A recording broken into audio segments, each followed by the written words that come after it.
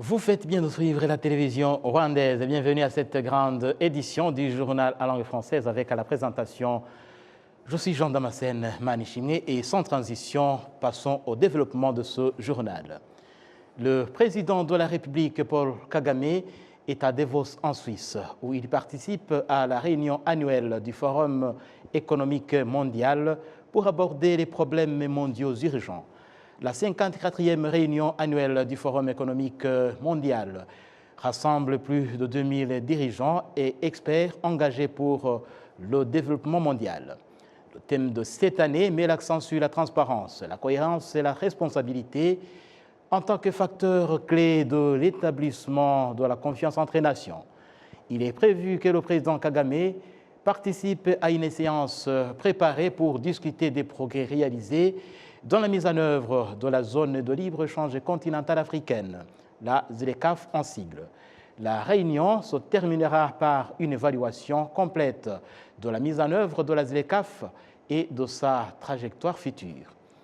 Le président Paul Kagame ainsi que d'autres chefs d'État et de gouvernement du monde entier, des dirigeants d'organisations internationales, discuteront également du schisme nord-sud, évaluant comment les deux régions géopolitiques peuvent rééquilibrer leur coopération pour apporter des solutions gagnant-gagnant aux problèmes les plus urgents plutôt que d'exacerber les problèmes entre différentes nations. De Davos ici à Kigali, la présidente de la Chambre des députés au Parlement rwandais, Donatille Mukabalisa, a reçu ce mardi en audience l'ambassadeur d'Algérie au Rwanda, Mohamed Mella. L'Algérie et le Rwanda entretiennent une coopération productive pour les deux parties. À la sortie de l'audience, l'ambassadeur d'Algérie au Rwanda a fait savoir que le Rwanda est un partenaire important dont l'Algérie et l'Afrique en général ont besoin pour la recherche de solutions aux problèmes auxquels le monde est confronté. Oui, nous avons une très bonne convergence de vues entre l'Algérie et le Rwanda. D'abord, au niveau multilatéral, comme je l'ai dit à Madame la Présidente, nous réitérons nos remerciements pour le Rwanda qui nous a aidés pour l'élection de l'Algérie en qualité de membre non permanent au Conseil de sécurité. Donc c'est très important que nous avons une convergence de vues. Nous sommes des pays panafricanistes, nous travaillons beaucoup, nous avons de bonnes relations au niveau politique parce que quand même, il faut rendre hommage aussi au Monsieur le Président de la République, qui est le père des réformes quand même institutionnelles au niveau de l'Union africaine. Il joue un rôle très très important. C'est un personnage qui est très écouté. Donc il y a beaucoup d'échanges. Il a fait aussi, je vous dis, comme je l'ai signalé, il a effectué une visite officielle en 2015 en Algérie, suivie par beaucoup de ministres croisés entre nos ministres des Affaires étrangères, les ministres de la Défense rwandais qui sont venus en Algérie, le chef d'état-major aussi. Son Excellence M. Biruta s'est déplacé en Algérie au mois d'octobre passé. Il a assisté à la conférence internationale entre les pays africains et les pays nordiques. M. Biruta, son Excellence, a aussi rencontré notre ministre des Affaires étrangères au forum de Doha. Oui, tout cela montre la convergence de vues, l'excellente relation, les mêmes positions. Nous sommes des panafricanistes, nous sommes membres de l'Union africaine, nous sommes membres de la communauté internationale. Donc le Rwanda, c'est un partenaire très important pour nous, d'autant plus que nous venons d'élever l'antenne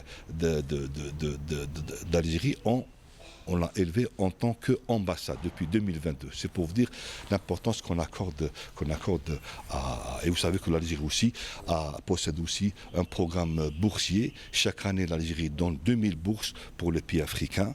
Aussi, le président de la République, son Excellence Abdelmadjid Tebboune, il a octroyé lors du 35e sommet de l'Union africaine à l'Agence algérienne de coopération internationale, $1 milliard pour financer les projets africains.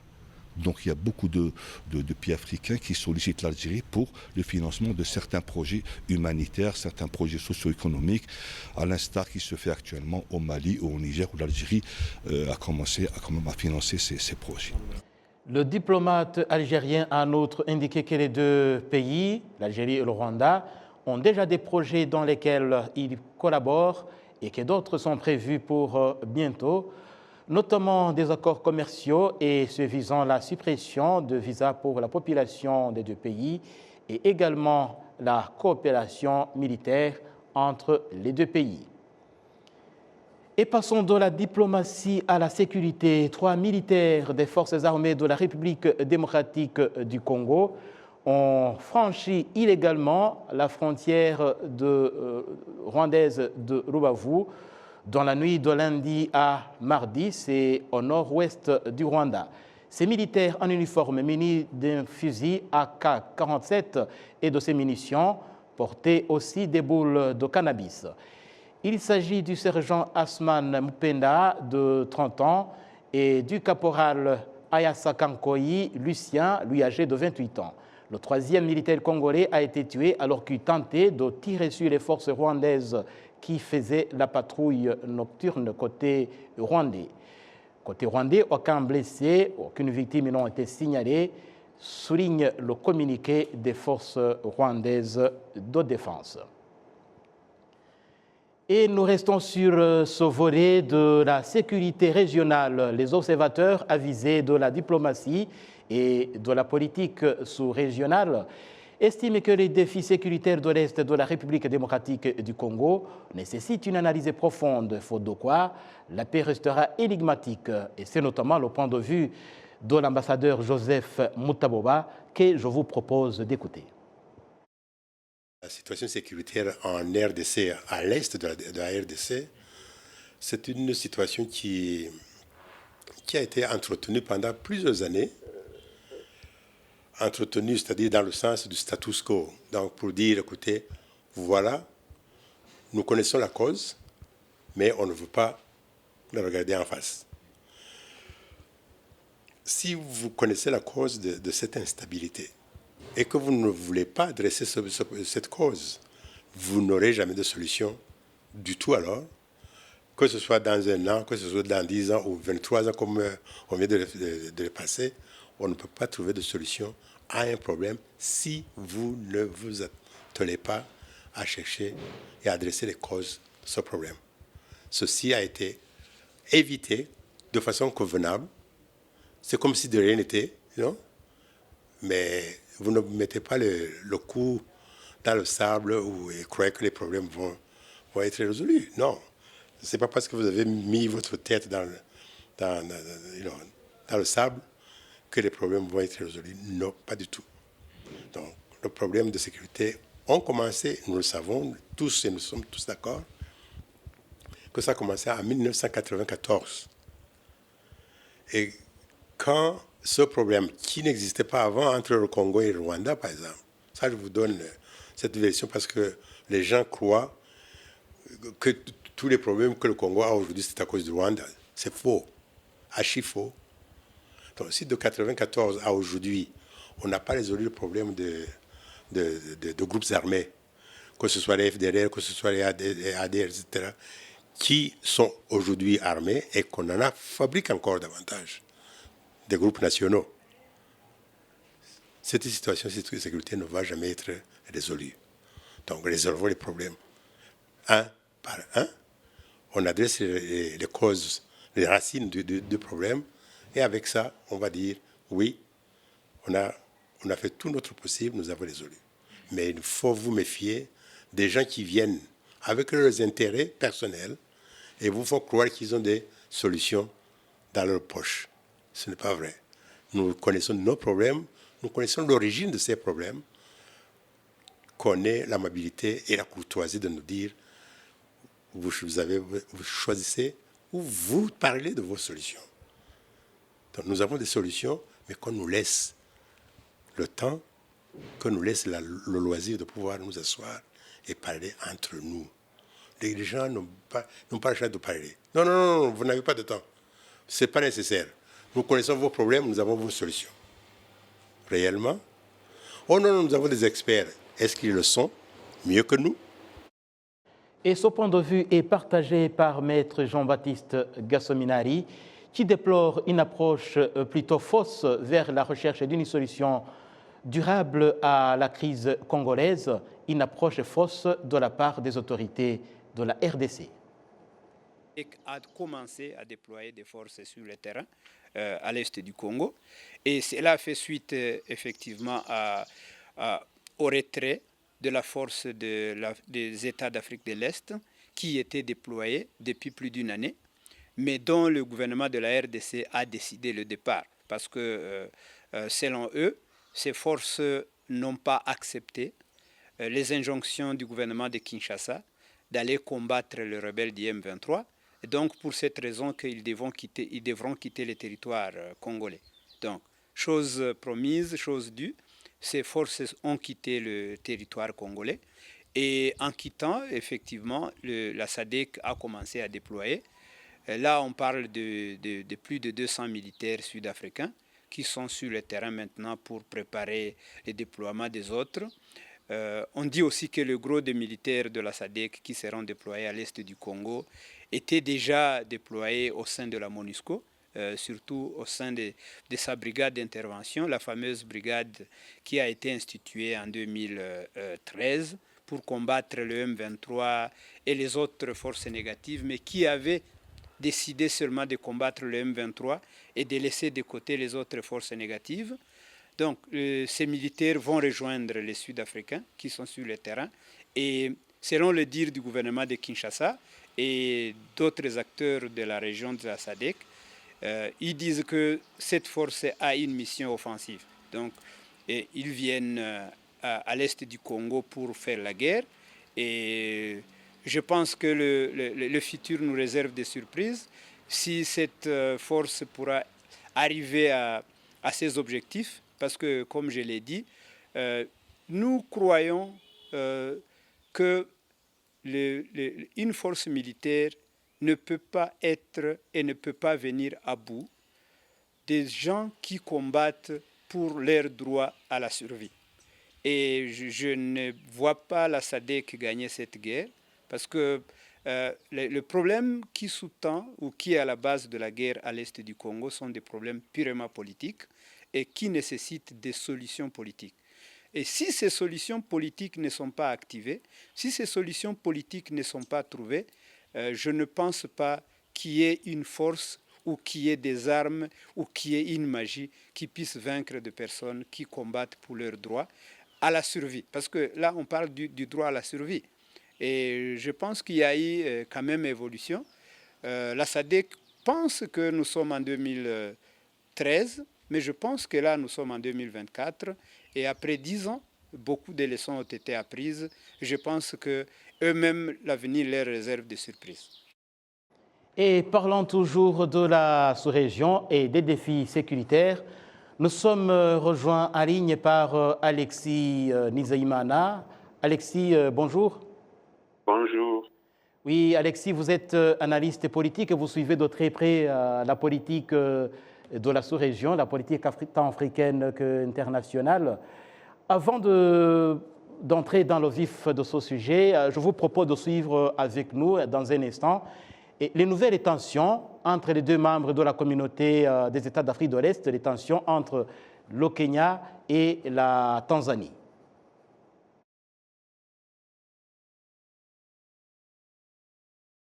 Kenya Airways ne sera plus en mesure de desservir la Tanzanie pour les vols des passagers à partir du 22 janvier. Les autorités tanzaniennes ont retiré à la compagnie aérienne kenyane l'autorisation irrélative. La décision annoncée lundi fait suite au refus de l'autorité kenyane de l'aviation civile d'accorder à Air Tanzania les autorisations nécessaires pour assurer tous les vols de fret entre les deux pays. Mais la diplomatie s'invite dans le dossier. Les ministres des Affaires étrangères de deux pays promettent de trouver un modus vivendi dans un délai de 3 jours. Les relations commerciales entre pays de la communauté de l'Afrique de l'Est font souvent face au grain de sable. Le Kenya a interdit l'importation de lait en provenance d'Ouganda et des produits agricoles en provenance de la Tanzanie, ce qui a entraîné une restriction de l'importation d'oignons au Kenya. Oui, Alexis, les tensions entre le Kenya et la Tanzanie.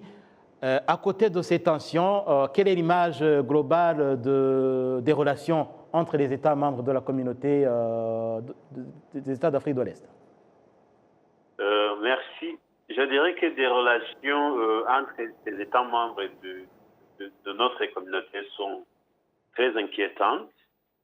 D'abord, il y a eu des conflits qui sont même, je dirais, en place, et comme nous venons de l'entendre, entre le Kenya, la Tanzanie et l'Ouganda comme des membres initiaux pour la communauté. L'Ouganda et le Kenya ont eu des disputes concernant l'importation des produits pétroliers, là où le Kenya interdit à l'Ouganda d'utiliser des oléoducs pour le transport des produits pétroliers.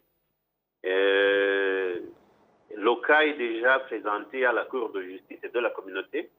De l'autre côté, nous savons qu'en 2021, le gouvernement ougandais avait banni la commercialisation de beaucoup de produits agricoles venant du Kenya, après que le Kenya avait réduit l'entrée de la quantité du lait venant de l'Ouganda. De même, en 2018 ou bien 2019, je pense, la Tanzanie a banni l'entrée du sucre venant de l'Ouganda. Et comme nous venons de l'attendre, elle vient de bannir aussi le Kenya Airways sur son sol. C'est à titre d'exemple parmi je dirais, ces membres fondateurs, mais aussi il y a des conflits parmi certains membres et adhérents, dont notre pays, le Rwanda, le Burundi, la République démocratique du Congo, et ces conflits sont d'ordre de sécurité. Et qui dit sécurité dit aussi beaucoup d'autres échanges, que ce soit des échanges commerciaux, des échanges diplomatiques, des échanges culturels et autres. Donc, de tels conflits ont fait que, je dirais, la communauté opte pour la résolution régionale pacifique, mais l'État concerné, que la RDC n'a pas coopéré. Et le Burundi, qui était à la tête de la médiation, a choisi par après de prendre parti dans le conflit armé en RDC. Et cela fait que le problème qui était dans un pays affectant un autre pays éclate maintenant dans 3 pays voisins de la RDC. Ce même conflit a récemment gagné le Kenya, qui n'était pas impliqué, ou bien qui était impliqué dans la recherche des solutions. Oui, Alexis, le Kenya, surtout le Kenya, la Tanzanie, ce sont, disons, les géants, les points forts, les poids lourds, disons, de cette communauté. Oui. Bon, voir leur poids, mais aussi voir que ce sont des membres fondateurs initiaux de la communauté. Lorsqu'ils sont déjà impliqués dans un conflit, que ce soit un conflit commercial, bien un conflit politique, ça affecte beaucoup d'autres membres. Mais bon, on ne peut pas dire que tout est ténèbres. Il y a une certaine lueur de lumière entre certains États, comme des relations par exemple, entre le Rwanda et les pays anglophones, dont la Tanzanie, le Kenya, l'Ouganda et le Sud-Soudan. Mais en général, si on regarde la situation générale pour des relations, que ce soit des relations commerciales, que ce soit des relations diplomatiques, vraiment c'est très inquiétant pour l'avenir de la communauté. Oui, Alexis, peut-être avant de parler de cet avenir de la communauté, si nous regardons un peu les piliers de l'intégration régionale, est-ce que c'est réalisable? Si nous commençons peut-être par l'union douanière, est-ce que c'est dans ces conditions, c'est vraiment une réalité ou bien c'est quelque chose qui va rester plutôt utopique? En tout cas, à ce qui concerne l'union douanière, je dirais que ça avait bien commencé. Rappelons que cette union douanière a été, je dirais, une pierre angulaire pour toutes les politiques commerciales de ces États membres de la communauté. Ça avait bien commencé. On voyait les produits circuler entre certains pays. Je dirais certains parce qu'il y a d'autres pays qui n'ont pas vraiment adopté, je dirais, le protocole régissant l'union douanière. Nous avons vu la situation avec seulement un ID entre le Rwanda, l'Ouganda et le Kenya. Et le Kenya? Oui. On a vu certains produits qui circulent sans des tarifs douaniers, sans des taxes, parce que ce sont des produits originels de la région. Donc, ça avait bien commencé. Mais avec ces restrictions évoquées précédemment entre le Kenya et l'Ouganda, la Tanzanie et le Kenya, la Tanzanie et l'Ouganda, on a vu l'espoir qu'on avait dans l'union douanière disparaître. Et disons que cette union douanière, c'est elle qui faciliterait la circulation des biens, des services et des personnes vers toute la région, vers le marché de toute la région. Mais vraiment, l'espoir a disparu, justement à cause de ces conflits qui naissent entre les pays membres de part et d'autre. Il faut que tous les pays vraiment adoptent et mettent en pratique les protocoles relatifs. Oui, les protocoles qu'ils ont déjà signés. Sur ce volet économique, il y a aussi le marché commun et aussi l'union monétaire. Les deux, je pense que ça va aussi dans la même ligne. Oui, je dirais que ce sont des protocoles qui sont déjà complémentaires. D'abord, un marché normal est fait par les biens, services et les gens et les procédures pour accéder à son marché. Alors, avec des restrictions, avec le problème de sécurité, avec des récentes fermetures des frontières entre le Burundi et le Rwanda par le Burundi, avec des restrictions aériennes entre la Tanzanie et le Kenya, le marché devient de plus en plus fragile, alors qu'il était déjà, je dirais, en construction. Et ça se complète avec l'union monétaire. La monnaie est un outil, ou bien un instrument très important dans les échanges commerciaux. L'union monétaire devrait, je dirais, suivre la mise en application d'autres protocoles, que ce soit l'union douanière, que ce soit le protocole du marché commun. Et l'union monétaire devrait clore, je dirais, cette partie importante du commerce, de finance et de l'économie. Avoir une monnaie unique dans la communauté et une banque centrale qui devrait la gérer serait bénéfique pour les pays, mais aussi pour les gens. Nos populations qui font des changes à chaque fois qu'ils traversent des frontières, non seulement avec des taux de change qui sont différents, ils perdent leur monnaie, mais c'est aussi pénible et prend beaucoup de temps à ce qui concerne le commerce et les échanges. Alors, avec des ressources qu'on trouve, des ressources naturelles ou bien même des ressources humaines qu'on trouve dans la communauté, avoir une monnaie vraiment renforcerait le marché et les échanges commerciaux avec d'autres régions du continent et même du monde. Ça se complète, mais ça traîne aussi que d'autres protocoles. Je dirais que c'est dès le commencement, on avait vraiment un pas louable, mais avec de tels conflits, ça freine le développement, ça freine l'avancement de la mise en application de ces protocoles. Et alors, à côté de ces trois piliers, il y a un autre pilier de taille aussi qui exige le concours de toutes les parties impliquées, de toutes les nations, de tous les pays, c'est la fédération politique. Et avec ces tensions qui s'exacerbent de plus en plus, est-ce qu'on ne risque pas de voir plutôt ces projets rester lettre morte?